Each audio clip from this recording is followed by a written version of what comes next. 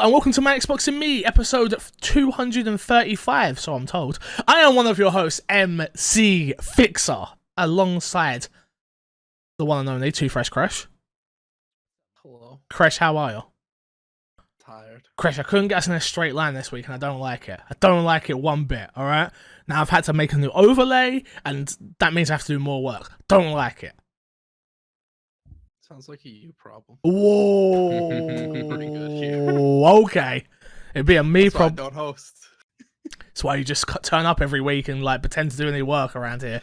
Don't get the show notes, don't do nothing, turn up late with a cup of coffee, that's about it. Bro, I wake up at 5 in the morning. I mean, I guess that's kind of impressive. But you weren't the only person to do it this week. And our special guest this week, the one and only, the nanobiologist. Nano, how you doing, bud? You know, a little tired, but doing pretty good. I mean, Glad to be here. Like I said to you beforehand, if you want it hard enough, you get up at 5 o'clock in the morning like Snowbite Mike did. Look at that guy. See him now? He's a star. I'm not saying I made him a star. He was already a star before that, but he's a star. Crash, you seen this guy? His haircut? Look at him now. He's a star. I made him that star. You're next. You've woke up at 5. Now you're going to become a star. Heck yeah. I'm not sure that's... I'll do it every day. I want to buy into that, I'll be honest. What do you mean? I'm like a manager that hears someone busking and I walk up to him like, you have it. You have it. Here, take my card. I'm going to make you a star. And then they turn into Ed Sheeran. Crazy guy who everybody just says, please get out, sir. I This is mean, Arby's. we don't have Arby's in England, so Sorry, sir, this is a Cheeky Nando's. Please leave. wow, disrespecting chicken. I'd never get chucked out of Nando's. I spend way too much money. I mean, if you're trying to get people to join your label or whatever. Join my label, in quotes, cult. You want some Kool-Aid? Yo, we don't do... Actually, that's not true. People definitely drink Kool-Aid. I don't like Kool-Aid. Too sweet. Drink the tea. Sorry. Yeah, okay. We'll go with the tea. Jesus Christ. No, thank you for being on the show. For those who don't know who you are and what it is you do, tell the people. So right now, I'm just streaming at twitch.tv/thenanobiologist every Sunday, Monday, Wednesday, and Friday at about 7:30 p.m. Eastern time.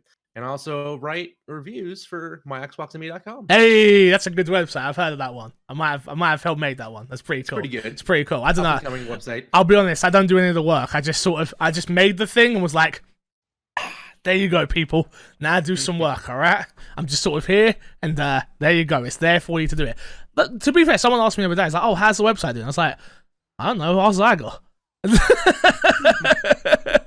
Zyger's out there working his butt off, and Nano, you've done a few bits here and there. Bunny just fell off the face of the earth. Who knows if he's still alive? So, yeah, Nelson pops into my stream, drops a sub, and then disappears again. I'm like, all right, Nelson, love you, bud. See you later.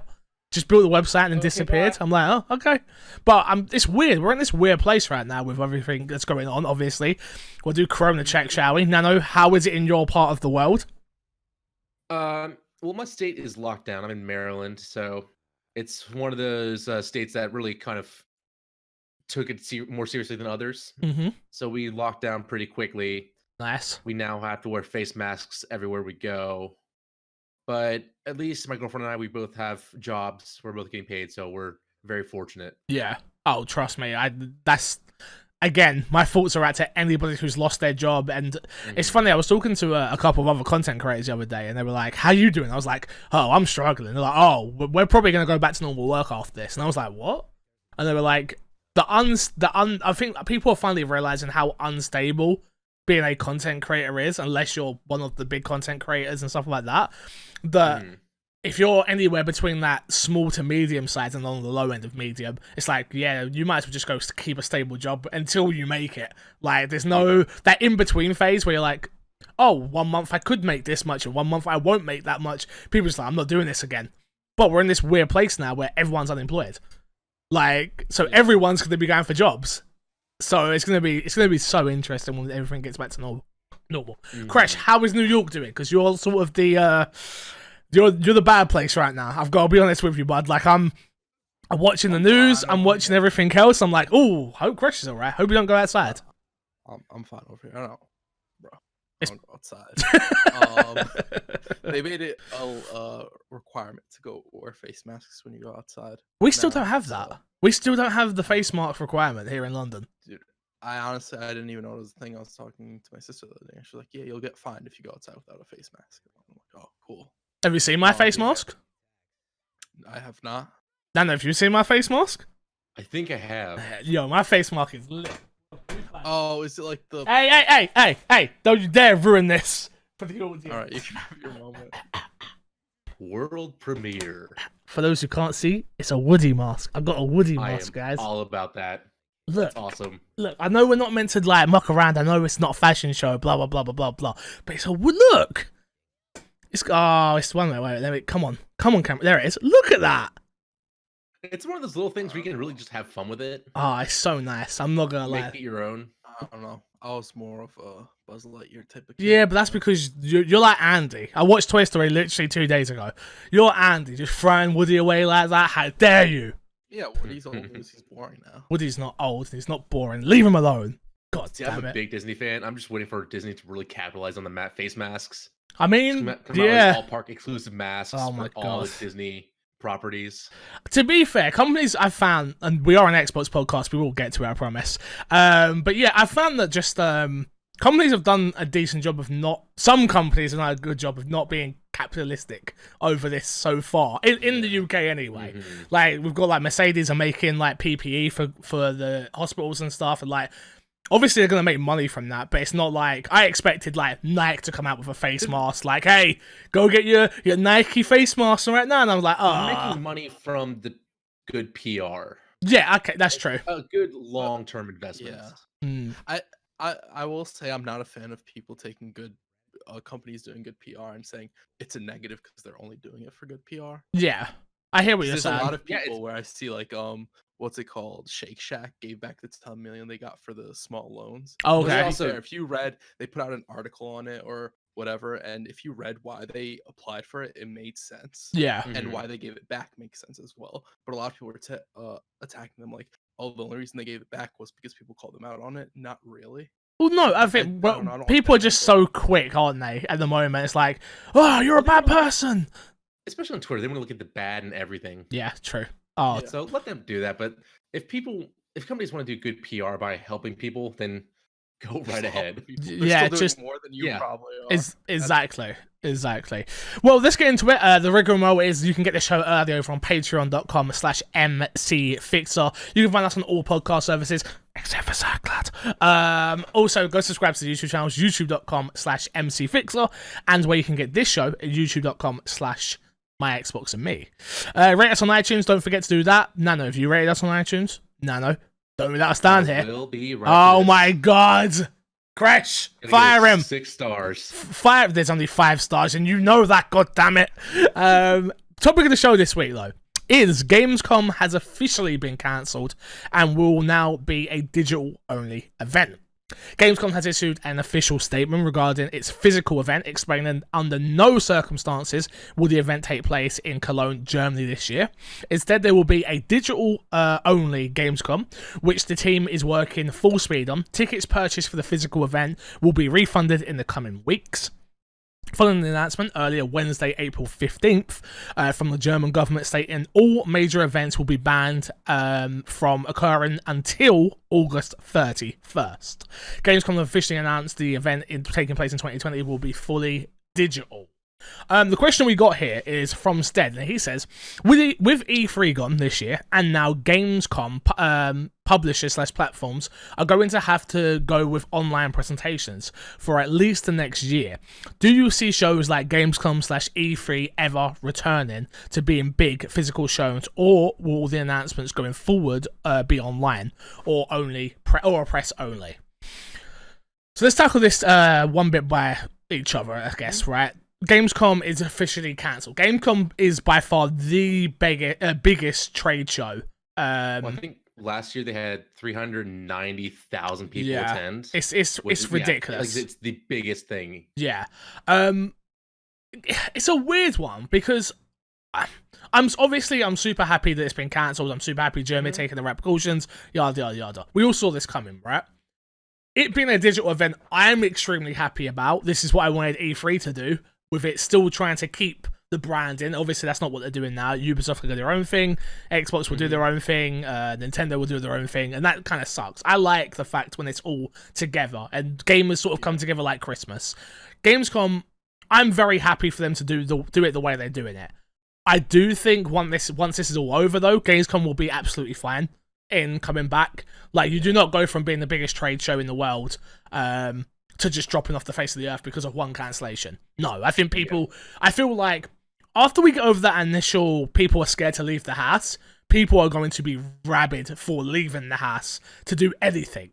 So I think Gamescom will be able to come back very much bigger and just will be fine personally. What do you think, Crash? I agree. I think there'll be a big rush for especially events that whenever this thing clears out, events that pop up around them, be it PAX or whatever. I think they'll have a big spike. And I think a lot of people will be like, "Oh, I might never because of what happened, because of that experience, I might never be able to go to Gamescom. So let me just go this year, get that off my bucket list and done with." I ain't gonna lie, I feel like that with E3. Even the next E3 that comes around, I'm like, because obviously I was debating whether to go this E3. But now knowing that there might be the opportunity that I'll never go to an E3, that breaks my heart. Like, someone who's been doing this for 5 years now, who's been watching E3 for even longer, it's like, to know that I may never go to one, I'm like, so if the opportunity arises, I'm like, yeah, you maybe just go and do it. Maybe just make sure it happens. I don't know. Have you been to an E3 at all, Nano? No, I've only watched it on like G4 and YouTube all my life. It's I was talking about the other day with Haley, and we were saying like, wow, it's weird to look back at E3s now, because I went from obviously watching like IGN pre-shows constantly with Greg being on there, pre and post shows for everything, to just eating all the content you could, to then watching Kind of Funny, obviously, then to transition into doing it myself.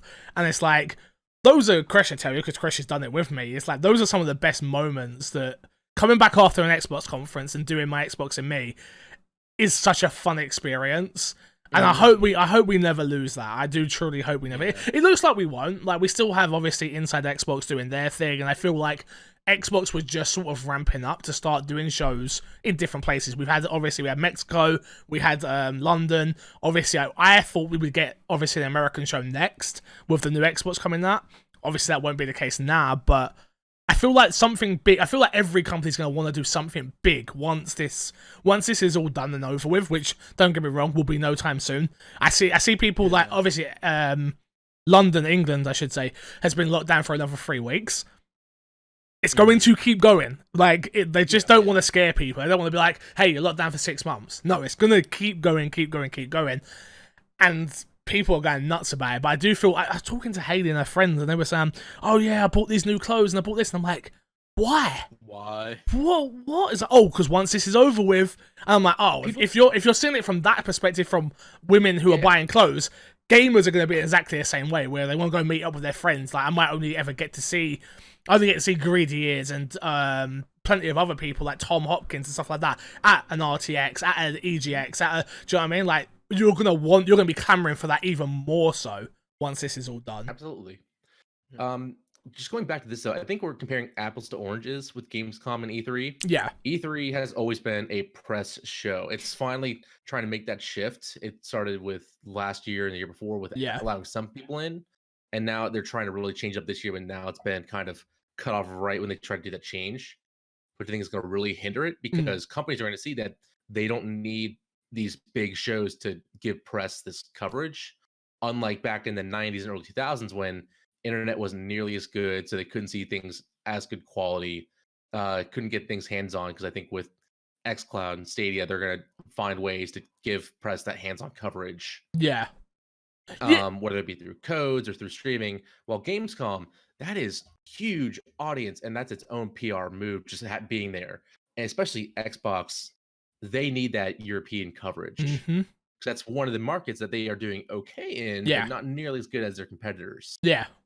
And so being in that big, almost 400,000 person area, just being in the faces of people and showing the Xbox brand, they still need that. Yeah, it's having that opportunity again to market to people that don't usually touch. It's like I've been to so many trade shows and I've been in those positions where it's like, oh, I wanted to go play the new Assassin's Creed, which PlayStation is showing off. But like, oh, there's a 4-hour queue. All right, I'll go check something out. That something else needs to be Xbox related. Do you know what I mean? Exactly. It needs to. I remember it so clearly. It was like, go play Assassin's Creed. Oh no, there's a queue. All right, I'll go play Tomb Raider instead. And Xbox are marketing Tomb Raider. These are the moments that you can win people over onto your system. Mm-hmm. So yeah, I do generally, to answer your question, Stead, and thank you for emailing in. I appreciate it. I think both are going to be fine in the end. Because I feel like this might even be, I hate to say it, but a very good thing for E3 as well, where I do agree with you, Nano, that Xbox and people, they're going to want to do it themselves, but if the numbers don't match up, because people know when E3 is, people take days off work, that's not going to be the case when Ubisoft do their show, and it's not going to be the case when Nintendo do their show, and when Xbox, like, when E3 happens, people are prepared for it. People are getting Mountain Dew ready and getting me. I buy so many bloody energy drinks to get through the night, sort of thing. I wonder if having the ability to do it yourself, yes, is going to be a good thing, and they're going to be able to own that market. But is the mindshare and the eyeballs going to be on it the way it is when it's E3? Do you know what I mean? Yes, and I still think they're going to keep that week because I think they do see that having everybody in that week, maybe it's more spread out and not every announcement within a 2 to 3 day period. Yeah, or hours after each other. Like Gamers Week, like gaming week, where it's or just like press week, announcement week, whatever you want to name it. But there's going to still be that week. I don't think so. People come together. I don't think it'll be a week long. I think if you spread it over a week, you kind of kill the purpose of E3, which is a bunch of gaming news over like the course of 3 days. Where I think even the way they're doing it now, they'll still get a bunch of eyeballs on the information. It just won't be as hyped, which is the point of E3. It's like everybody's trying to one-up each other. Granted, people like EA, I don't think ever really succeed because their market. How dare you allow for that with the How dare you? FIFA last year. Did you not see FIFA? They did. They did the vote. Stockholders. Absolutely. That's what. To be fair, that's what E3's goal is, right? It was originally for stock markets and all that stuff. I do think this will be a good time for Xbox to improve their online presence, though, because I enjoy Inside Xbox. I think it's fun just to get the input from the developers and have a little bit more personal time with them. But most people really don't. They think it's boring or it's just way too slow paced. And I think if they switch to an E3 like presentation or just make it more boom, boom, boom, that would help increase their online presence with their future presentations. They might see that there's a big bump in interest and intrigue with their videos if they do more of an E3 approach to everything. Yeah, but you can't do an E3 approach to everything because there's not enough stuff to talk about. That's the point. Like, you can do it. I totally understand what you're saying, but they still try to make like an hour and a half long presentation when the other companies get by doing a 20-minute thing by just having all the announcements. But they're totally different things. They're totally different things for Inside Xbox. Yeah, you're not. Inside Xbox's purpose is to spread information, because if you think about like Nintendo's event, Nintendo Directs, they don't spread a lot of like background information on the games. No, time with developers, unless it's on one game specifically. Like when they do the Smash stuff, you spend a lot of time with why am I forgetting his name right now? Who? The Smash? I'm not a Nintendo guy. I'm gonna get it totally wrong, so I'm not even gonna bother. But yeah, anyway, that's the only time you really get like that background information, which is what you get a lot with Inside Xbox, and it's the purpose of Inside Xbox. The point of Inside Xbox is to talk to an Xbox fan base, and it's to talk to people who care about it. Like, that's not the same as an E3 showcase, and the whole reason that Inside Xbox exists is to entertain people that care about their platform. If it's not to, I don't feel like Inside Xbox is to bring new people to the platform. I feel like it's to cater to that audience that's already there. Like, you care about what's getting added to Game Pass every month. You want to hear about the new Sea of Thieves update. You want to hear, like, it's not the same as a Nintendo Direct, which is here's game, or even a state of play, which is game. They're totally different things, and I feel like they're supposed to be. Do you know what I mean? I do, and I still think that Xbox needs that going to the next generation to get more people on board. Yeah. Because yes, they are catering to their current fan base because they know that this generation they're locked in with whoever they have on the Xbox platform on the Xbox One. Yep. But to move to the Series X and Lockhart, they need to have more of that overall presence to get those lay fans, the common people, the common gamers who are just saying, like, I play a couple games a year to get onto the Xbox platform with that faster news. People like that. Sorry, go on, Crash. I don't think that a state of play or a Nintendo Direct gets people like that. I agree.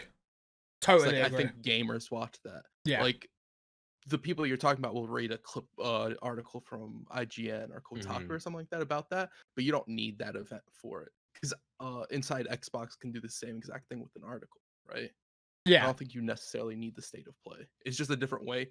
It's a different way of showing off your games from an Inside Xbox, but I think ultimately they do accomplish a very similar thing in that regard. I personally prefer the Inside Xbox approach, which I get that it doesn't make for a fun reaction stream or something like that, but you do get more in-depth information about the game and stuff that you may not have known. You get to see the people behind the games, usually. Like, not always, but usually. PlayStation doesn't even have there's no host, there's just an ambiguous voice for state of play. There's no personality to it at all. It is, yeah, cool, here's Iron Man VR, here is Resident Evil 3. And don't get me wrong, I love those hype moments, but in between that, there's usually a bunch of crap I don't care about, that I didn't need to watch. And don't get me wrong, I'm not sitting here saying that Inside Xbox doesn't have that, because it definitely does. But at least when that's happening, they're trying to get something across. Like, I don't care about Sea of Thieves ever, but it always comes across that the person who is talking about it cares a lot, and they're talking to that audience so much more, which then allows them to clip that information out, throw it up on Xbox Wire, blah, blah, blah, blah, blah, and just to distribute content a little bit differently, I feel like, anyway. Yeah. Okay. You spoke? Yeah, Go on. No, I just think I need to think about it differently then, because I've been thinking about it more of like a worldly and general population's mind share of it. So when you guys talk about it that way, it definitely makes a lot more sense about why they do it the way they do it. I think it's kind of confusing with Nintendo Direct, because a lot of casuals will watch a Pokemon Nintendo Direct, Smash Nintendo Direct. They won't watch every other Nintendo Direct. Like, if it's for a run-of-the-mill Nintendo lineup, people don't really watch it, and you don't see it get hyped up, especially like on Twitter. People don't necessarily talk about it as much as they will for Smash or Pokemon. You got to remember our ecosystems as well. All of our Twitters are so this small. They really are. And I learned that especially with Brexit voting. I'm like, what? But there's no way we're leaving the EU. And then, like, it happens. You're like, what? My whole Twitter was constantly, we're not leaving. So you got to remember that we are very much entwined in the gaming industry. And everyone is always. And I am new to all this. I've only been on Twitter doing all this for a little over a year now. Yeah, so what you got to remember is the Inside Xbox and stuff like that is catered to the hardcore. The way you get third party, the way you get the casual audience is the Assassin's Creed trailer with the Xbox splice at the end. It is the FIFA trailer, which is PlayStation, and that's how you get that audience. It's not the Nintendo Directs, it's not the state of plays, it's not the Inside Xboxes. It's one of the reasons whatever consoles in power holds so much power for the longevity of that generation. It's like what happened with Xbox and 360. It held that generation until the PS3 ended up running it over it held it for so long. Yeah. And now we see it again with the PlayStation and so on, and we'll see whoever ends up ahead next generation with the Series X and the PS5. A similar thing will happen. Let's break it down. Let me put the question to you both, shall we? Who wins next generation? Because I 100% think PlayStation wins next gen again. Just so we're fully aware. I think so as well, only because they have that bigger world presence. Yes. That's how they won the that's how they won the PS3 360 generation and ran with it in the end. Well, did they run with it? That's a weird one to say, though. In the end, they... Go on. Let me rephrase my point. They didn't run away with it. They ended up passing the finish line. It was like maybe a second or two difference in the end. Well, for this one, they ran with it only because they had the better presence and they had that bigger world presence with Europe in South America and Asian countries. And Xbox dropped the ball when marketing the thing from the day Absolutely. one. So your point on the 360 to PlayStation 3 era is they won it through the amount of units being sold, correct? But you got to think of the dominance Xbox had on the software leading up to that point. So if you sell a PlayStation 3 and it only sells Last of Us and FIFA, and an Xbox sells a 360 way earlier in the generation, but that person bought 10 games compared to the 2 that was bought on the PS3, who won? I think one thing that a lot of people overlook with the 360 generation is also 360 came out like a whole year before. Yes. That's why they got that huge. Of course. And it was cheaper. It wasn't anything else. It was cheaper and it came out a year before. So people were like, oh man, new consoles out. What is it? Oh, PlayStation doesn't have anything. Because I remember sitting with my cousin. My cousin was like, do I wait for a PS3 or do I get a 360? He ended up getting a 360. Of course he did. Didn't want to wait. And that's also where it goes back to mindshare, where if the gamers get the 360s, or in this case, they'll get the Series X's, then that's when they start telling their common gamer friends, hey, I'm on the Series X. You pick this up as well. And they usually do. Yes. Yeah. Because that's where their friends are. But word of mouth is the best marketing tool. Yeah. Yes. Everything. If you want to sell a game, word of mouth. So if you have like a multiplayer game, sell it to the people. Don't sell it to the industry and all that stuff, because they won't make it big. Hence why streaming is so important right now, and hence why marketing dollars are spent so heavily on influencers. Like, if you got an influencer telling you, yeah, I've bought it's interesting because we're in this weird place now, especially with PC gaming being so dominant. A lot of people have moved to PC gaming, hence why Xbox put their games everywhere. Hence why you're seeing Gears Tactics coming out on Steam day and date. It's like, it doesn't hinder them to do that because they've got Game Pass Ultimate, which is where they want you to be. But if you want to go buy it over here, no problem. Like, it's not a big deal. And that's why. Go on. That's why I think the next generation is going to be so different when we're going to try and determine who the winner is.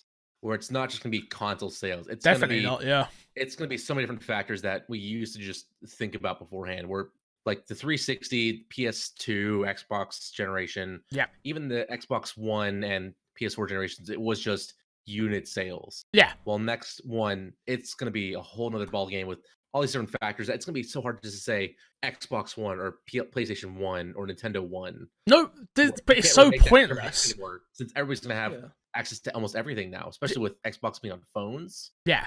Within the next year, maybe. Well, it's exactly. It's that weird thing where, like, who won is such a fanboy topic. Like, it's generally not important to companies. Every company wants to sell more units than its competition, yes. But at the end of the day, they just want to make money. And as long as the industry stays healthy and in competition with each other, nobody really cares in the long haul. As long as you're hitting your goals and you're keeping your shareholders happy and you're still putting out brilliant games and yada yada yada, that's all that really matters. But yeah, next gen is going to be very interesting for PlayStation. I think PlayStation sell more units. Xbox are going to keep continuing to be very heavy on its services, and we'll just see where it goes from there. Mm-hmm. Yeah, I think PlayStation will win in the sense that it'll get more consoles. It will sell more units, I agree that Microsoft's going to keep going down the line of I think that's going to be the more archaic comparison when we get to like 2025, 2026, when we are trying to compare apples to apples. It's going to feel more archaic to talk about just unit sales. I think at that point there won't be a way to have a discussion, because a lot of digital sales and a lot of like digital stuff, like how many people are subscribed to Game Pass, unless that number reaches like 100 million milestone, we're not going to hear about it. Yeah. So it's kind of hard to make that comparison. Us as a consumer. We can only talk about it based off what we see on Twitter, social media, and all that stuff, which is going to be really bad because everybody's going to live in their own bubble where it's like Microsoft's doing better, yada yada's doing better, and all this stuff. And I think we'll get in a really weird phase where everybody's sort of living in an echo chamber, and we're going to get back to like that. We're already there. We're already there. Yeah. Mm-hmm.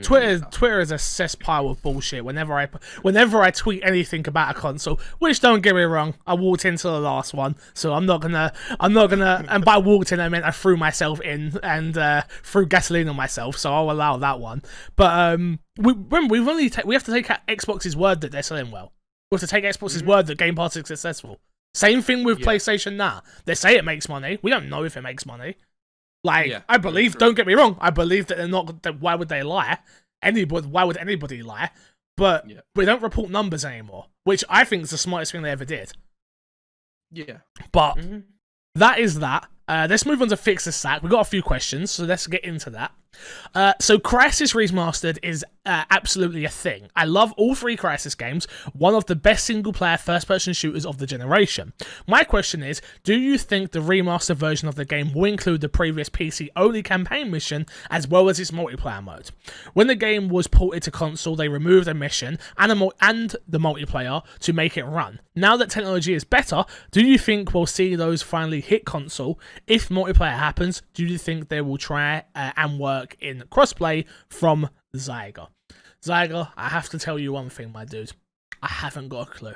I do not care about Crysis. Crysis is one of those things that I only talk about in meme form, which is, can your PC run Crysis? And that was a meme since everybody knows about Crysis. And that's a meme since 2005? 6? Yeah, a long time. 2008 it came out. Oh, okay, there you go. So 2008? Like, was it 2008? I feel like damn, I felt like it was older than that as well. I'm gonna Google it just to be sure. No, I totally believe you. But I don't believe me. It's 2007. Oh, there you go. I was close. Yeah, not bad at all. But yeah, for me, it's just like, I don't know, Zyger. I don't think so. I think they'll probably just when this all came out and people were getting hyped, I was like, yeah, but how many of you actually gonna buy it? How many of you actually gonna care? I'm gonna buy it for the meme. Got ya. People like the meme factor is the best marketing for this game. But I think going into Zyger's question, I don't think they're gonna think about crossplay one bit. No, I don't think it's gonna have multiplayer at all. I don't think it'll have multiplayer. But I do think they will have the mission. Yeah, the mission, I think there's a good chance. Because that's always been what remasters normally do, is they put everything in there from what the old version had. Yeah. If there was DLC, that's all gonna be in that one package. I think multiplayer will be there as well. Okay. Yeah. Because I do think that they'll use this as a test in the water of, do people still care about Crysis? Can we work on another one? Should we put out another one? Is it worth it? Go make a Rise 2. No, go make Rise 2 instead. It's Crytek. God damn it. I just love the fact that Crysis multiplayer on Switch is going to be a cluster. It's going to be so easy if you have a Pro controller. Yeah, I don't know. I don't care about Crysis. Me either. I cared about Crysis 3 when the beta dropped, and then the actual game dropped, and I'm like, oh, I don't really care about you. When I built a nice computer when I was like, I forgot bar mitzvah in 2007. That was one of the first things I bought was like World of Warcraft and Crysis. Damn. Because my friends, it was a meme back, even when the internet presence wasn't too big. Yeah. You still knew Crysis was like, can your PC run it? Yeah. Or does it set on fire? It's like, I just bought it to see, like, oh, does my PC run it? It does? Sweet, I have a good build. It's decent. It's decent enough. It'll do. Yeah. Sorry I couldn't give you more on that one, Zyger, but I'm glad you're excited. Excited. That's all that matters. Next one, and our last question in Fix the Sack, which is, what game mechanics do you think more game developers need to borrow from other games? And what spin-off titles would you appreciate from an established franchise? From B... It's Ben and Ben. It's BNBN. So we'll start with the first one. What game? This is a question that it's come up a few times, and I always give the same goddamn answer, which is the Nemesis system. Obviously, it's obvious. It's the one that I think the majority of gamers loved when it first came out, and we all thought, "Wow, this is gonna get taken straight away." It's gonna be the next thing. It was supposed to be the next like Dark Souls, right? Yeah, Souls like it's supposed to be like a Nemesis like game. They wanted to implement it in almost every game that they were making at the time. Like, there's rumors that Batman was gonna have the Nemesis system too, which would have been amazing. Going around, exactly. It's such a fantastic idea, and there were other rumors that other games were gonna have it too. It just never culminated in anything. Yeah. I feel like with games like Batman, it's hard to contextualize it because like it works in Shadow of Mordor. Shadow of Mordor. Because you don't die, so it makes sense why they keep coming back for you. Like in Batman, like when Batman loses, Batman's dead. Batman doesn't come back to life. Yeah. So the Nemesis system doesn't necessarily work. They'd have to figure out a way. You could make it work though. But the easy answer is like, okay, we'll just scrap it and not do it. We don't want to put it in that work. I hear that. Plus, you can't have any person be bigger than already established villains. I think that's so easy to do though. In Batman especially, I think it's easy to do. I think it works in Batman. I killed the bat, so I'm climbing up. I'd love it in Spider-Man. Spider-Man would be great, especially with like the way Peter Parker would like superhero games. Yeah. Mm-hmm. But I think other games, GTA, I think you could do it. I think you could do it. I don't. Again, I feel like it needs to be more. It doesn't have to just be between death. It's like it's a case someone escapes in something. It's like it would be cool to see if when they escape, they come back like, hey you, and then they've come up more powerful. Mafia would be. Would be great having like a game leader pop up because of they took you down. Yeah. No, 100%. It's like any of those those games that can sort of tell a story within the mode, within the system as well, is where it would work best, in my opinion. My answer though is chapter select or mission select. Okay. Replay stuff again. Okay, yeah. I miss that they took that out of games, and there's some missions that I really just want to replay, and I don't want to play through the whole game again. Got ya. That's fair. Yeah.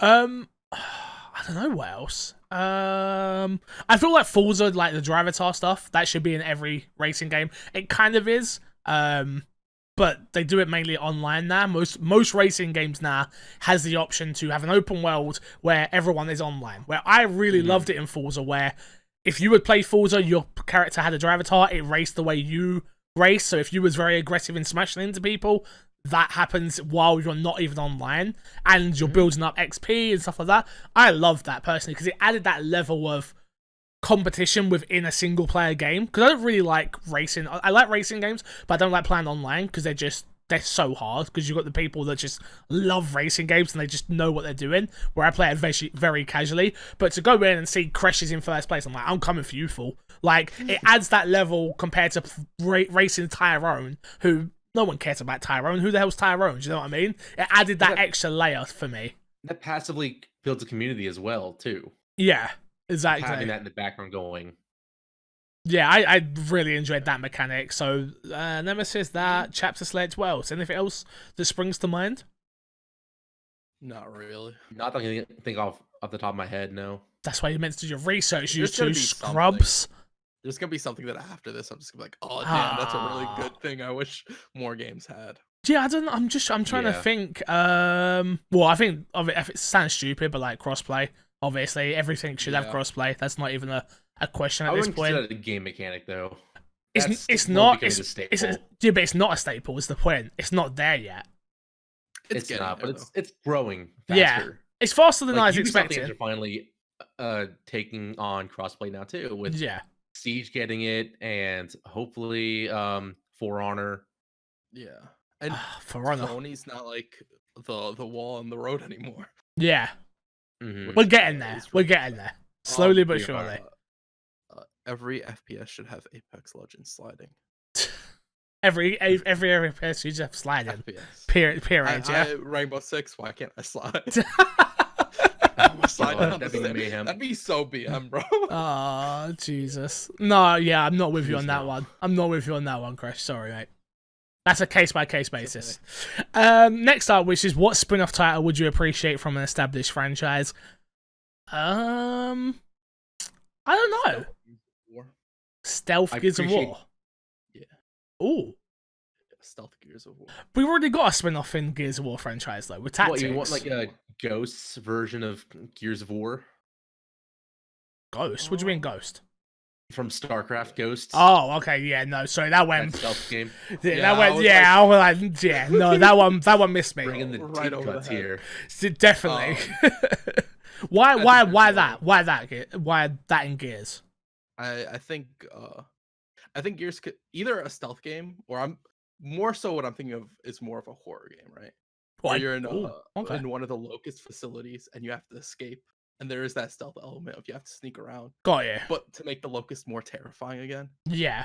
You know, I get what you mean. In the first game, they were extremely scary, and then everything beyond after that, beyond that is like. But it's that's kind of like the Resident Evil effect, right? it turns more into an action game. Which oh, okay. Always was more of like an action Got game. you. Wrong. Dude, that's you're stretching there, dude. I've got to say, they both cover. Every Gears of War game is a cover-based shooter, right? And then Resident Evil goes from like a survival horror to an action game. What? Go on, tell me that I'm not right. First of all, you can't have this argument because you're the one who complained about. Yo, Resident Evil's an action game. It is an action game. This. I do hate it. So Resident Evil did become an action. Yeah, but I'm talking about Gears of War. Okay, yeah. Gears of War. The first Gears of War was a horror game. No, it wasn't. Jesus Christ! You know that scared me, man. I was terrified. But again, do you not think that's more a case of they need to do more with character building better enemies than it is? I think that's the problem. Berserker was really scary in the first game, right? The Locusts were really scary in the first game, but unfortunately, those are mechanics that just keep getting reused in Gears instead of making something new and scary. Having the first emergence hole, that was terrifying. Yeah, because we never experienced it before. Exactly. I think there's ways they can do that tonally, which I think they sort of started doing in Gears 4 back when they rebooted it, but then they sort of like they couldn't keep that momentum going for that horror aspect. They kind of did in Gears 5 as well in the laboratory area. Got you, yeah. It does get that. That's cool. That is a cool moment. Yeah. So I guess a game that like revolved solely around that, where you aren't playing a cog, you're playing more of like a normal person trying to escape. I think that would be a really cool. I always love that in games where you go from being like a super person to being stripped down to nothing, and then there is that level of like, oh god, I haven't got these, I haven't got this, I haven't got that. Where in the previous game you did have, like that's what I found in Resident Evil, especially with Leon and Claire. So yeah, I don't know. I'd love I don't know. Every time I suggest something, it comes and then it's terrible. Like I always wanted a story mode in FIFA, and then I got it and it was terrible. Like I know that's not technically a spin-off, but it kind of is. It's more of a mode. But to be fair, a lot of sports games haven't had good story modes. Madden did though. Madden had a great story. One of the NBAs had a good story. Yeah, I don't. I think it was 16. 16, I think. You know about 2K, right? Yeah. 2K. Yeah, everything beyond 16, I think, was trash. Yeah. What about you? WWE used to have good stories. Don't please just take the WWE franchise away from 2K. To be fair, they're taking a year off, which we didn't talk about last week. The rumor is that they're not putting out a new game this year, which gives me hope that they're going to rework the whole engine and the graphics and give us a decent story and literally give us a wrestling game that we can be proud of. Will it happen? No, but a boy can wish. What about you, Nano? Any spin-offs? I finally fell in love with the Forza Horizon series. Oh, okay. I would love to see a RPG-based car racing game from them. How the hell would you do that? They're not throwing money at you. You start off with like a basic car, and you're slowly building it out. Like Need for Speed Underground. Kind of like that, yeah. But like where you're just not getting tons and tons of money where you can buy one of the best cars pretty quickly. Yeah. And then just using that car, or using one car for all the races. See, the problem with that is, and I 100% agree with you, but the game gives you that option. You don't have to use the money to buy the best car. And that's what I did with Need for Speed Heat, where I didn't buy any of the new cars until I literally had to. I stuck with my same basic car and was just upgrading it little bit by little bit. And unfortunately, the level spike just got to a point where I was like, fine, I'll go buy the best car.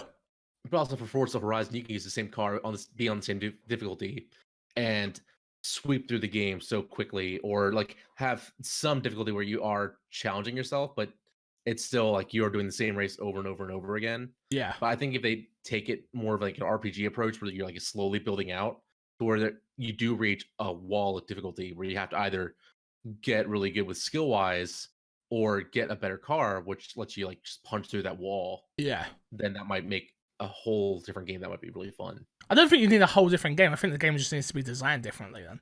Yeah. Did you get what I mean? Yeah. All right. Well, Ben, just changing it a little bit. Just tweaking it a little bit to be like that. Yeah, I get you. Well, Ben, thank you very much for the question. I do appreciate it. Let's get into what's been in our box. Cretch. Wait, what? There's a question you missed from Twitter. Oh, did I? That's your job from now on. Checking that out when I miss things. What did I miss? Talk to me. How many times you miss questions on Twitter? And because I prefer it when they email in to my Xbox and me podcast @gmail.com. That's Did you check the email? No, I didn't check the email. Okay then. I will not let you lie to the people. Sarah Squid tweeted. Oh, okay. Yeah. What do you want to see Microsoft to do to be bigger in Europe and Japan? We all know North America is their biggest market, while Europe and Japan, Asia are dominated by PlayStation. But what do you want to see them do to try and fix that? It's a good question. Maybe that's why I skipped it, because it was going to make my brain hurt a little bit. No, I'm joking. Go on, Nano. I think embrace more studios from those areas. Because they haven't had many Japanese studios on the Xbox consoles until recently, where they finally have been having more Capcom presence, more Square Enix presence on the Xbox brand. Well, Capcom they've always worked with. They've always been partnered with Capcom very heavily. I guess, but I'm thinking more of like the more Japanese.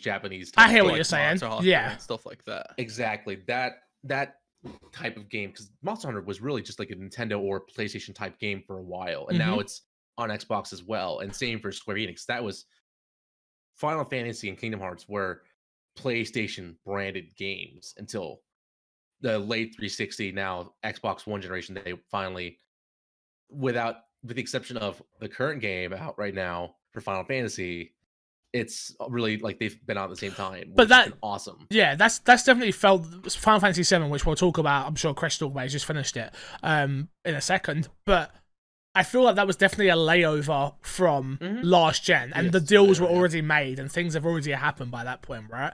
Where I totally agree with you, but it's a hard one because you have to believe, you have to want to grow in those markets.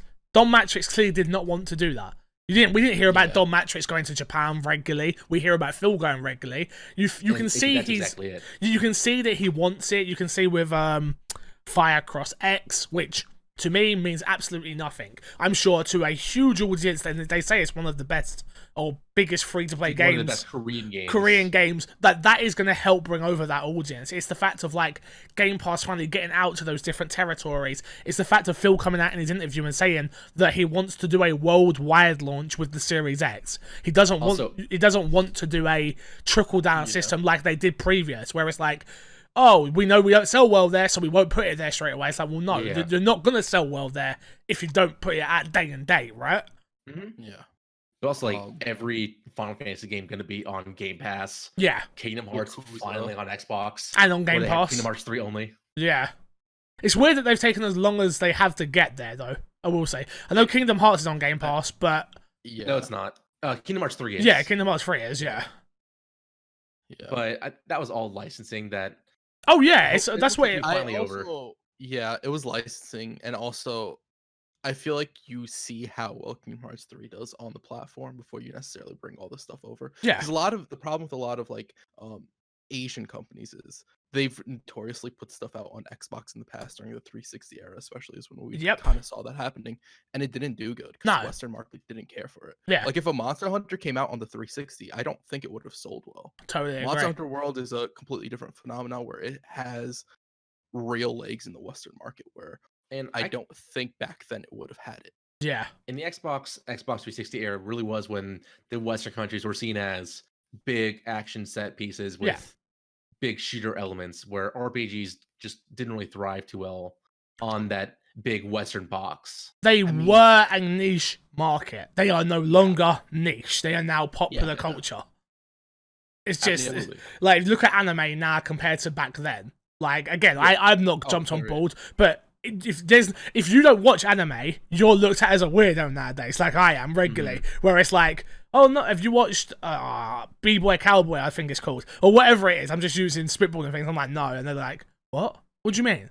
It's like if you haven't watched Tiger King. To some people, it's like, what do you mean you haven't watched it? I still haven't finished One Punch Man either, Crash. Still haven't finished it. I know. I wasn't even going to mention it because I still haven't finished it. But yeah, for me, it's to grow in those territories is just to treat those territories equally, and to bring over games exclusively on your platform that they want, that those territories want. Right? Like, you're not gonna, if you don't bring over exclusive JRPGs, then you're never gonna get that audience who want that. Like, I don't know. I don't know how else to say it. There's nothing else you can really do. Exclusive game without getting a market in the. Again, I think it's gonna come. It's a really different thing. It's gonna come down to first party. I feel like they're gonna have to go and get a Korean studio and Japanese studio, and really have to double down on it and be like, hey, we have these studios and we need to make the games, and it needs to be a 10-year, 20-year plan, not a quick fix. It can't be, oh, you're working on a game that looks interesting, let me buy that up for the one game for the whole generation to come out. Do you know what I mean? It just doesn't work that way. And the person to do that is definitely Phil Spencer, who has that mindset of long-term investments with short-term shiny stuff. Because I think Xbox and Microsoft do have the money, and with Phil Spencer really pushing for that right now, he's the one who can really tell the higher-ups at Microsoft and Xbox saying, we need to throw money at this area, especially this company who's asking for a lot more for exclusive than some of the smaller Western studios right now. Yeah. Just so that they can get that mind share and then grow as a brand even more. Yeah, well, he reports straight to Satya Nadella, which is the CEO of Microsoft now. It's like, it's not... He hasn't got those barriers to entry anymore. Do you know what I mean? They now have 14 studios. Like, I feel like when the right opportunity arises, it will happen. Like, obviously, there's been the rumors of like, oh, they're going to try to buy Sega, which again, I think is bullshit. I do think it would be fantastic for Xbox to do because of Persona and Sonic, and there's a lot of IP in there, but I don't know if the money would work out well for them in the end. I think it would help, but I don't think it would be perfect. And I do think those Japanese audiences want new IP as well. They don't want to keep as much. Everyone loves Persona, don't get me wrong, but imagine a brand new JRPG game that's good. That isn't Persona, which isn't. Again, I'm not into JRPG, so I don't know many. But you understand what I'm trying to get at here. Like, new IP is important, and good new IP is important. It's also something that's really difficult to do with JRPGs. Yeah, because most like creative things have been done with JRPGs. Right? Yeah, it's a formula that's been around for so long. It's hard to sort of reinvent the wheel on that one, right? Yep, I totally agree with you. It's gonna be interesting. It's gonna be very, very, very interesting to see where we go next gen. I'm interested to see what the next studio is that's bought. Like, we just don't know. Like, and I don't think they're done. I generally don't. I am absolutely not. I'm thinking about making it next week's topic of the show, Crash, and whoever else we have on, if we have anybody else on. I feel like we're gonna talk. I want to talk about. Obviously, there's a game coming out that we'll be able to talk about by then. The embargo will be up on, and I want to talk about the difference between a AA game and AAA in the Xbox portfolio. I feel like we should make that a topic of the show, because I feel like Xbox are in this weird place right now, and I think we should dive in deeper next week, so we will do just that. Let's get into what's been in our box. Kresh, talk to me, baby. Final Fantasy VII, you finished it. How is it? No spoilers. How good is it? Oh, well, you see what happened in the last chapter. In this last moments. I really liked it. I really, really liked it. It was kind of everything I wanted from the game, and then some in a lot of regards. I think they did a brilliant job with the story. I think the gameplay was amazing, and I think like there's a lot of small stuff in the gameplay that I really think make it stand out. Such as? Well, it's like when we were talking, and I mentioned that like when you shoot and Barrett goes to like reload the gun when you get the full auto attack animation, you can cancel that either by pressing triangle to do the overcharge and charge up the overcharge, and it takes the same amount of time, or you can cancel that into a roll. It's a lot of small stuff like that. When you're playing Cloud, you can go from a combo to pressing triangle to automatically counter somebody. Yeah. With Tifa, you have her whole buffing system. With Aerith, you have magic. I don't know. Aerith doesn't have. From what I can figure, Aerith doesn't have anything special going for her. Got ya. But yeah, it's a lot of moments like that, and just the gameplay outside of like what they've done with the rest of the game that really, really impressed me. And I'm playing the game on hard difficulty now. I'm working my way to the platinum. 8 chapters in, I think. Got ya. Yeah, I'm 8 chapters in, and that's where I think in the hard difficulty is really where you see it like start to shine, the whole materia system and how everything works. Because you can't use items to heal. you can only use abilities. Oh, you can use. Okay, yeah. Yeah. So it kind of like you have to make sure everything's on point, and when everything's working together, it really does create an impressive combat system. That sort of makes me look forward for the future games, like what they're gonna do with Red 13 and Vincent and all of them. What they did with the story, I think was I won't talk about it. The story is really good, I think. Do you like the story? That's all I need to hear. I like the story. Because let me tell you, Crash, Twitter right now, I'm gonna knock everybody out. I'm so close to banning everyone. There's spoilers everywhere. Like I can't remember the last game I've experienced like this where people just don't give a fuck. Like there is no F's given at all. I think for a lot of people, and I think it's a bad mindset to be within this game. I think we talked about on From the Gamers is that a lot of people are like, we know what the story is. Everybody's played Final Fantasy VII. Yeah. Which isn't the case. A lot of people haven't, and for a lot of people, this still is a new experience for them. I think for me, it's a case of, yeah, everyone's played Final Fantasy. Not everyone's finished Final Fantasy, especially dyslexic kids that couldn't read, alright? Me. I couldn't play it. I couldn't finish it, god damn it. So for me, I'm like, I'm experiencing it, and like, I'll go on Twitter after I've done a couple of hours. I'm like 2.5 hours in there, and then just something will pop up, and like, it's like, oh, my favorite moment in the game, and I'm like, but that's a huge spoiler. Like, just jars me. So close to banning everyone. Nano, you've been playing Final Fantasy VII? Beat it, trying to get through it on hard mode, trying to get the platinum.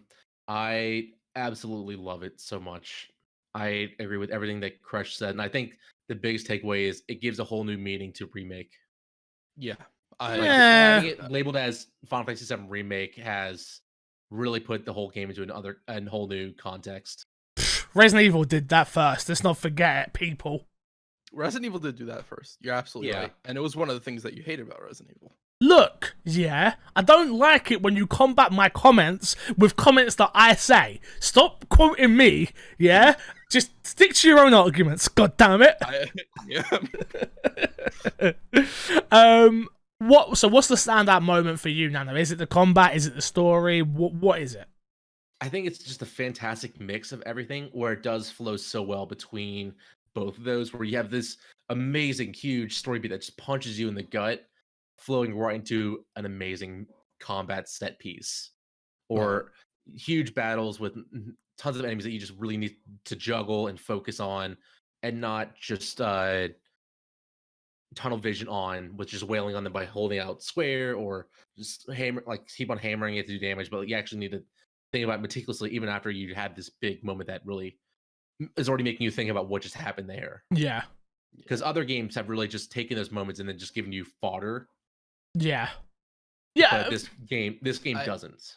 Go on. I never feel like the game, in terms of enemies, just throws enemies at you for the sake of enemies. When you get a lot of enemies in the game, it is purposeful and it makes sense why you have that many. Yeah. As opposed to games where like you get close to the end and it's like, instead of throwing like one of these really tough guys, we're gonna throw 5. Yeah, you know, you're at the end of the game. Right? Yeah. I hate that games. Also like how there's still the RPG stuff where you do feel overpowered near the end of the game, but you can still get killed.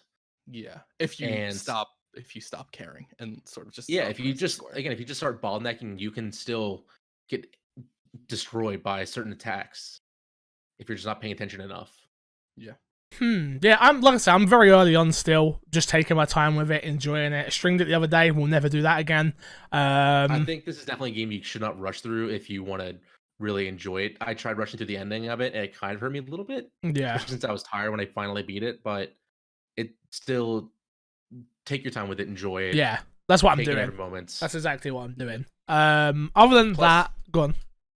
Plus, the world feels so lived in. Yeah, it feels great. Hub areas feels, even the non-hub areas.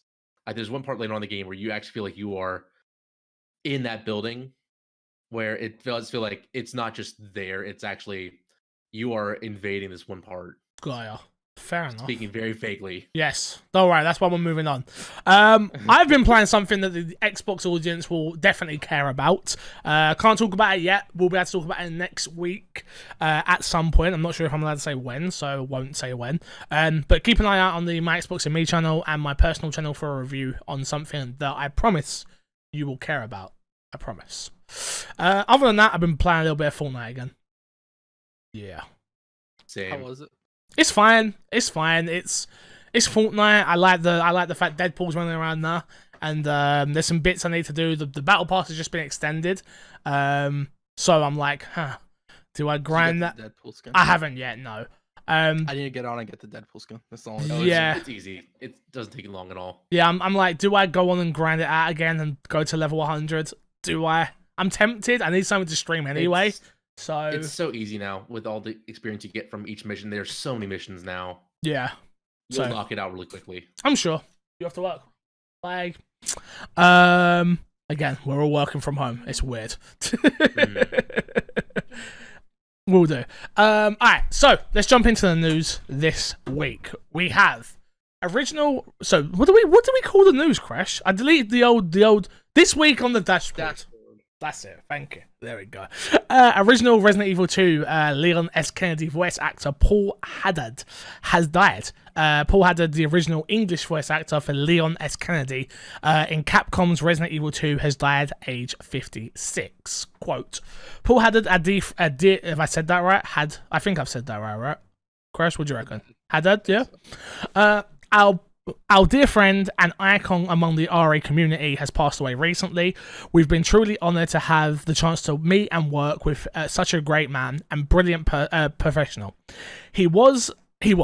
Rest in peace, Paul. You will live forever in our hearts. The tweet reads, accompanied by a tribute video to the actor featuring the voice work for Daymare. So for those who don't know what Daymare is, this was they did a fan remake of Resident Evil 2. And then Capcom shut it down, and they were like, Joe, what? F it, we're going to make an original survival horror game. I think it's called Daymare 1998. So it's very Resident Evil influenced. And Paul was a voice actor in that game, which is set to come out on consoles in April, it should already be out, actually, if I'm not mistaken. Or is it 25th? Might be the 25th. I'm not sure. Obviously, this one's a big one for me, honestly. This voice is iconic to me. It's the reason I got into video games really and fell in love with video games. It's the reason, like everyone has their moment. Like a lot of people's Metal Gear and David Hayter. Like mine was Leon S. Kennedy. It was Paul, and it was weird how I always wanted to meet him at a Comic-Con, and it unfortunately never happened. And I always wanted to do a podcast with him one day because I wanted to let him know how much his voice was iconic to me. And it was weird when it popped up on Twitter, and I was like, "Oh shit!" Like it's one of those moments that sort of took me back, where I was like, I wasn't expecting this. I wasn't expecting this. I wasn't expecting to even feel this way about someone I don't actually know, but it's such an important moment in my life. I've been playing Resident Evil 2 since. Can you hear that noise? Yes. Jesus. I don't know what's going on that side. But yeah, it's one of those moments where I was like, Jesus, I don't know how to feel right now. So I don't know if any of you guys have got celebrity friends like that or celebrity people that matter to you like that. But for me, it was like, Jesus, scary. Yeah, when Leonard Nimoy passed away, I knew him a lot from Kingdom Hearts. He was the voice of Master Xehanort back in Birth by Sleep, and when he passed away, right before 3 finished up, it was a punch in the gut. And I don't know what I'll do when Chris Metzen passes away, the voice of Thrall, who I'm a huge World of Warcraft fan, so when he passed away, that's going to be the biggest punch in the gut. Yeah. It's kind of weird mortalizing your idols, right? Like, oh, they're real people. It was that moment for me exactly where I was like, oh, yeah, they are real people. They're voice actors. They are. It's again, I don't know. I've grown up hearing that voice, just so iconic to me. And now that the person's passed, it's just like rest in peace. Obviously, my thoughts go out to him and his family. It's almost jarring too when you play a game, you hear that voice, and you realize that they're not going to be there anymore, especially when there's sequels coming out to certain games. Yeah. I mentioned Leonard Nimoy, who was the voice of Xehanort in Kingdom Hearts. When Kingdom Hearts 3 came out, it was a different voice actor, which was even more jarring to hear. While for the voice of Phil Atreides from Hercules, his Japanese voice actor died, and they just didn't give him any lines out of respect. While for the major villain, they had to keep him in there. And then they actually even changed it later on with giving it that role to Christopher Lloyd. Yeah. From a much smaller voice actor. Yeah. So it's like thinking about how the companies are going to treat that role and how they're going to either change it or memorialize it in certain ways. Yeah, it's an interesting one. I hope that there's some sort of nod in the next Resident Evil game, if we possibly can, which would probably be 4 remake, which, if I'm not mistaken, I don't think Paul voiced Leon in 4. I think it was just original 2, but I still think a nice nod would be cool. I think it would be cool to be in there, so we will see. Moving on though, Cyberpunk 2077 has got a limited edition Xbox One X, and it's been revealed. After teasing some leaks, Microsoft has revealed the Cyberpunk 2077 limited edition Xbox One X console bundle. The console is set to launch June, 3 months before Cyberpunk's September 17th release date. Did any of you guys see the console? Yes. Yeah, it doesn't look great. That's literally what I was just about to say. Like, I think it looks pretty cool. It's different. Okay, interesting. What do you like about it then? I have the Gears one. I don't need another one. We were just talking about this though, Crash, right? Where we were like, yeah, we did. I think it was on from the gamers, yeah. Where it was like, yeah, we don't get cool consoles anymore. Blah blah blah blah. This one come out, I was like, yep, we still don't get cool consoles anymore. Like, it's just ugly. I think it's different. I think Xbox still needs those limited edition consoles that PlayStation gets a lot. Even for like the third-party games, PlayStation's gotten a good amount of them. Yeah, but they're ugly as well. PlayStation games, aren't they? Yeah, I think they're ugly as well. Most of the PlayStation ones. The problem is, like, we got these type of consoles way back on the 360. The 360 got a lot of special editions, and it was cool back then. But having seen the Gears of War 1S1 and all the effort and how that looks and how that has the scratch marks and all that stuff, that's really dope. A lot of consoles don't go that far, where it's just like, it's a paint job, which is cool for people who really like that franchise, but I don't think it's enough to warrant buying the special edition of the console. This one goes in the dark, and there's other bits and bobs to it. I just don't think it's that pretty though. I couldn't imagine. Not to say that you look at the box that often. I do though, because it's on my desk. So it's a set piece still. Yeah. So I look at it and I was just like, that wouldn't match anything. And not that it has to match anything, because the color scheme's quite unique anyway. But I looked at when I literally tweeted out, no disrespect to whoever this was, but Xbox Pope, if you don't know who Xbox Pope is, he creates controllers and consoles and stuff like that. Could have done a better idea. Tweet blew up, and then people were sending me his designs, and I was like, that's exactly what I would have done with it, the second design that he put out. And I was like, damn it. It just seems like another missed opportunity where, like, less is more sometimes. Like, I don't think the Gears of War one is that in your face, but it's so subtle and unique and looks nice. Where this one, I was just like, this is too much for me personally. Well, they did say that this is going to be the last limited edition console for Xbox One. Yeah. They did announce that along with this. So, I mean, at least that we're probably going to get some exclusive limited edition consoles for Xbox Series X. That's obvious, though. That's definitely going to happen. Yeah. But we do have... We'll probably get designs are seeing all the fan designs. Yeah, no, exactly. We got a question coming in as well, which was, what are your thoughts on the what are your thoughts of Cyberpunk's Xbox One X coming out so close to supposed launch date of the Series X? I say supposed because I know things can change because of Corona. If it hasn't died down from press. Yeah, it's a weird one, but again, I think this is one of those ones which again is for the collectors. It's for the people that buy every single Xbox. There's only 45,000 of them made. So it's not, again, it doesn't matter really. Like, it's a nice fan nod to people that care about Cyberpunk, people that want to support CD Projekt Red, people that want those limited edition consoles.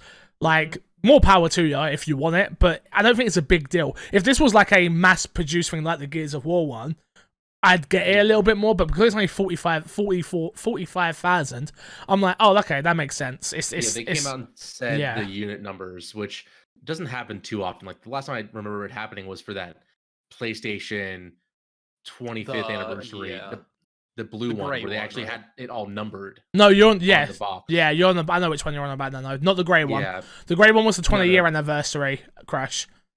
You're on the grey one was like for the PlayStation theme. Yeah, like original PlayStation theme. But this one was like dark blue, kind of see-through for the 25th anniversary, and it was beautiful, and that's the only time I really remember it being numbered. So them numbering it is really saying like, we're not going to do too much, not going to put too much effort into this. We are just putting this out there because of good marketing, because they are clearly in bed with Cyberpunk. With they've got the marketing. Series X. Yeah. Saying that once you own it, you own it. You're going to get the Series X version for free, which they haven't done with PlayStation yet because marketing, and they're clearly doing a great job with marketing with Xbox. Yeah. And I think a big anticipated game like Cyberpunk is what Xbox needs right now. But does it? Go on, Crash. They're leaning into it enough? Because like they have the whole market, but I don't really see them leaning into it. I think with leading into the Series X generation, where think about Cyberpunk being that good tentpole display of what the Series X can do, I think is going to be great marketing for them. Show you want the Series X to show what the power can be and how much better Cyberpunk, a game that you've seen on Xbox One and PS4, how well it can run on this next generation of Xbox. But is doing that within what would be an old game at that point? Because it's already out. Not that it'll be old, but is doing that with an old game really gonna work? No. Like I'd understand if it's like a new game, like an up and coming game. Yep. Like if Cyberpunk was coming out first on the Series X and they have the marketing, it's like, look how good this next gen game looks on the system and all that stuff. But we're not getting that, so I don't know if it really accomplishes that. Yeah, I agree with you. I totally agree with you. It's a weird one where I think it doesn't help they got pushed, right? And they got pushed closer to the new consoles, but it's not coming out with the new consoles, coming out before the new consoles. Yeah, and it's that whole thing where it's like, I bet Xbox were like, hey, how about you delay it again and we just launch this thing with the console? They were like, no. I guarantee that was a question. Absolutely. Probably. Like, I think if it came out earlier and there was more time for people to sit in it, and they're like, "Oh yeah, I could go for that game again." It's like however long it would have been that the game had been out. I think that's a different conversation to what we're getting. So. I just don't think. Yeah, I agree with you. I do agree with what you said there, Crash. It's a weird time to be pushing a marketing thing, but it's also they're not pushing it hard enough, but they also can't push it hard enough because it might get delayed, and you can't do this because of that. And it's a strange one. It's a real strange one. But we'll just have to wait and see. I don't think we're just living in strange times altogether. Yes, we are. That's very true. Next up, and last one for this week, which is one that sits heavy on the heart as well, which is Streets of Rage 4 finally gets an April release date. Streets of Rage 4, the long-awaited sequel to the classic side-scrolling beat-em-up series, will release April 30th on Xbox One. It will cost $24.99 US. UK prices and Australia prices are not up at the moment, but it will be launched straight into Game Pass. So if you're someone who's into side-scrolling beat-em-ups, nostalgia-heavy for a Streets of Rage game, like I am. I've played this game. It's fantastic. Go on, Crash. Talk to me. Did you see the classic characters? I see you can play as the classic characters. You can play with the classic music. You can play with it. It's got the classic specials on the characters. It's been well done. Where I'm like, why did you not lead with that? Yeah, I agree. I don't know. I would have been like, I remember when this came out and you're like, I don't know about it. I was like, that would have never happened if you guys were at the end of it. You guys just teased the classic characters. Like they didn't even have to make the full announcement. My problem wasn't the characters as such. It was the art style. But after seeing the art style in action and playing it myself, I'm like, oh, okay, yeah, I'm fully in. So yeah, I'm looking forward to this. I wanted to do a Let's Play with my dad. Because obviously this is a game actually me and my dad play together. One of the few games my dad would play. Obviously now I won't be able to do that because of Corona and stuff. But I think it has online, so maybe I'll dread Crash on for a Let's Play or something and we'll play it. We'll see. It'll go in the long backlog of Let's Plays we have to record. No, because this one's an easy one. Now I've got a separate channel for it as well. So we're all good. Any Streets Rage fan? Either of you? Do you have that nostalgia the way I do? No? How old are you? 26. Oh no, you're not that young then. Like you're not. You're older than me. You should. Oh man. No, wasn't a Mega Drive kid. Clearly. No, I didn't really start playing until the 64. Oh, okay. Yeah. That makes a lot of sense. I played this on Sega. Yep. Sega Genesis. Yep. I played 2. I think it was 2 that was. 2 was the most popular one. 3 came out, but people didn't play it, and now it's worth like £100 the cartridge, which is interesting. 2 2 was the one that most people played though and loved. Yeah, that's the one with the kid on the skateboards, right? On the skates, yeah. Skateboard skates. Yeah. I really liked it. I was never really good at it. I remember my sister beat it. My sister doesn't play games, but my sister beat it. I was like, what are you on? What are you doing? Those games were grueling because obviously we didn't have save points back then, and you just had to play. And I remember leaving. If you lost all your lives, that was it. Done. Restart. Play again. But yeah, I did beat it. With me and my dad have beat it, and yeah, it's one of those games. Magical moments for me. That was the start. I always give Resident Evil the credit of like what kept me in games, but Streets of Rage definitely was the series that got me into games. So yeah, looking forward to it. Games with Gold this month, Project Cars 2 is available from April 1st to April 30th. Knights of the Pen Paper, available April 16th to May 15th. And Toy Box Turbo, available April 16th to April 30th. Let's plug. Go on. People anniversary is on there when it's already on Game Pass. Yeah, but you get to own it. You don't have to own Game Pass. I guess, yeah. Someone said that someone was having an argue. Go on, Grace, you cut out. Say again. I said Gold and Game Pass are different. Yeah. 1 and 1. Like, yeah. Someone said that to me the other day, and someone was having an argument about PlayStation giving away Journey and Uncharted Collection. Like, oh, it's already in PlayStation. It's already been in PlayStation Plus. I'm like, but what about if you missed it? What about if you didn't have Plus? What about if you don't want to pay for Plus 1 month and you can still enjoy those games? And the same thing applies here. It's like, what if you don't have Game Pass? What if you just don't want to pay for Game Pass? Like, I don't see the big deal about it. Fair enough. There's a lot of people that don't have Game Pass, and even with like PlayStation, there's a lot of people who don't have PlayStation Plus. Me, I don't have PlayStation Plus. Same. Yeah, I really need it, but I just nah. Don't use your PlayStation enough. I'm playing it right now. I don't have Plus, and I don't use my PlayStation. I'm playing it right now. You play online games? Yeah, but what about Final Fantasy VII needs PlayStation Plus? My trophies get updated without it, so I'm good. Exactly. Let's plug, and get ourselves out of it. Nano, we'll start with you. What you got to plug this week? You can find me at twitch.tv/nanobiologist. I just did a fantastic stream on Sunday where I did a remote Disneyland trip. I saw. I did. I was in there lurking. I did see this. Well, I hope you enjoyed it. That I do have the VOD up on my Twitch channel. It's all saved. So if you missed it, you didn't hear about it. I basically played Disneyland Adventures, which is on Xbox Game Pass.